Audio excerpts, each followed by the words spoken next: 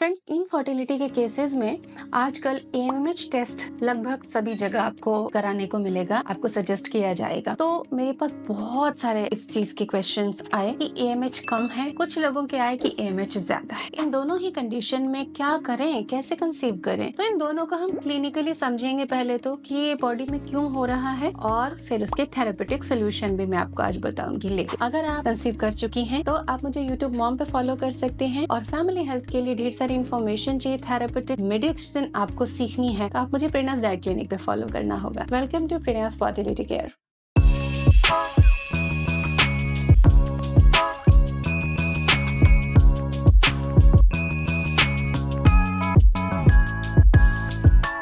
तो देखिए, एएमएच के बारे में हम शुरू से समझते हैं, फिर कम ज्यादा और उसकी थेरेपी समझेंगे। और हाँ, बड़ा फुल प्रूफ ट्रीटमेंट है। इस वीडियो से आपको डेफिनेटली उम्मीद मिलेगी भी और समाधान भी होगा। तो पूरा देखें, समझें, फिर अपने साथ इसको फॉलो करें। और कोई भी बात है, राय है, कमेंट सेक्शन में कमेंट करें। चैनल की प्लेलिस्ट जरूर एक्सप्लोर करें। जब भी आप फ्री टाइम हो, चैनल की प्लेलिस्ट को बैठकर देखें। आपके लिए क्या उपयोगी वीडियोस हैं उनको सीखें। सारे वीडियोस आप सभी के लिए हैं, आपको एजुकेट करने के लिए है। एएमएच का फुल फॉर्म है एंटी मलेरियन हार्मोन। एक तरह का हार्मोन होता है जो ओवेरियन फॉलिकल रिलीज करते हैं, और ये एक इंडिकेटर होता है। ये बताता है कि आपके ओवरीज में नंबर ऑफ एग्स क्या है। तो ओवेरियन हेल्थ और एग रिजर्व का ये इंडिकेटर होता है। इसका सही पैमाना क्या है, इसकी सही रेंज क्या है? एएमएच की सही रेंज है 1 to 4, ये सही होती है।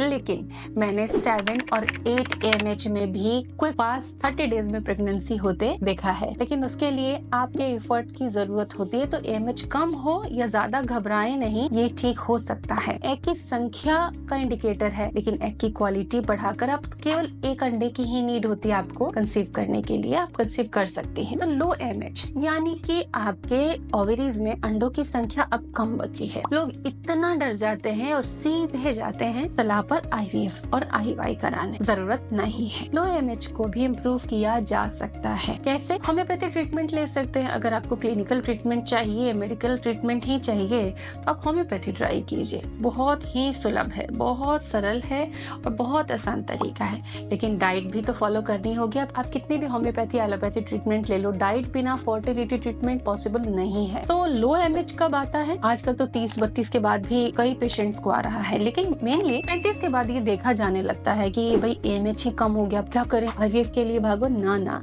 आईवीएफ से पहले खुद पर नजर कीजिए। आपको क्या करना होगा, आपको डाइट और सप्लीमेंट दोनों लेने होंगे। हम हार्मोनल स्टिमुलेशन के बारे में बाद में सोचेंगे अगर हमारी डाइट फेल होती है तो, क्योंकि प्रेगनेंसी तो चाहिए ना। लेकिन डाइट से काम बनेगा।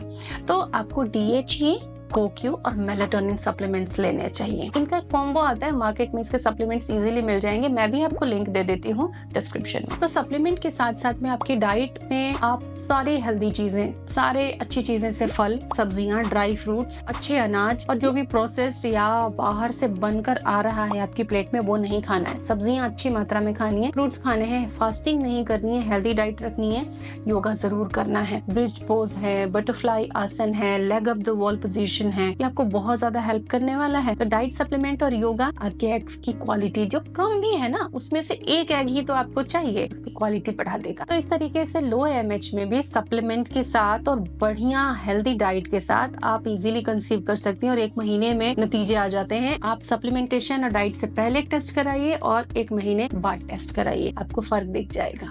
अब बात करते हैं हाई एएमएच की। हाई एएमएच को जनरली हम क्लिनिकली उसको पीसीओएस से रिलेट करते हैं। मोस्टली ऐसी कंडीशन में पीसीओएस आता है फीमेल्स को। लेकिन समस्या क्या है कि ऐसे कंडीशन में फॉलिकल्स तो बहुत होते हैं, बट वो इमेच्योर होते हैं। मैच्योर होके ओव्यूलेट होने में प्रॉब्लम रहती है। एनोवुलेशन देखा जाता है ऐसे फीमेल्स में कि पीरियड्स आ रहे हैं, नहीं आ रहे हैं, जो भी हो, लेकिन ओव्यूलेशन रेगुलर नहीं, फॉलिकल मैच्योर नहीं हो रहे हैं तो बहुत सारे। यहाँ पर जनरली फीमेल्स में इरेगुलर पीरियड्स देखने को मिल जाता है, ज्यादा वजन देखने को मिलता है, चेहरे पर एक्ने वगैरह, हेयर्स वगैरह ज्यादा देखने को मिलते हैं। तो ऐसे में हमें कुछ हार्मोन्स को आपको कम करना होगा। तो वेट लॉस के लिए हम डाइट देते हैं। आपकी डाइट ऐसी दी जाती है जिससे वेट लॉस इंश्योर होता हो, जैसे कि आंवला वगैरह हम इंट्रोड्यूस करते हैं डाइट में, खाली पेट सुबह शाम एक बार। साथ ही लो जीआई डाइट देते हैं। ग्लाइसेमिक इंडेक्स कम है उनका सिंपल ज्वार बाजरा रागी वगैरह हम उनके डाइट में इंट्रोड्यूस कर देते हैं। मल्टीग्रेन दलिया डिनर में देते हैं। ऐसी डाइट देते हैं जिससे कि वजन कम हो, शरीर की चर्बी जो है ना उसमें एक्सेसिव जो हार्मफुल हार्मोन्स बन रहे हैं वो कम होने लग जाए। दालचीनी मेथी का पानी देते हैं इंसुलिन स्पाइक कम करने के लिए। स्ट्रेंथ ट्रेनिंग एक्सरसाइजेज और 30 मिनट योगा इस कंडीशन में बहुत जरूरी होता है।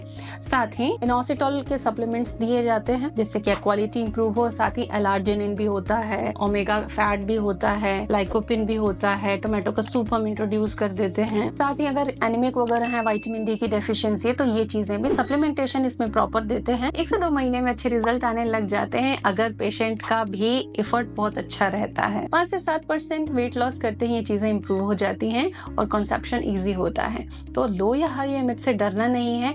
आप अपनी फैमिली फ्रेंड्स में वीडियो शेयर करें जो कंसेप्शन की तैयारी में है लेकिन एमएच इश्यूज को झेल रहे हैं। चीजें बहुत आसान है लेकिन क्या करें, पैसे से हर चीज बिकती है दुनिया में, इसलिए सिंपल चीजें लोगों को जल्दी समझ नहीं आती। Thanks for watching.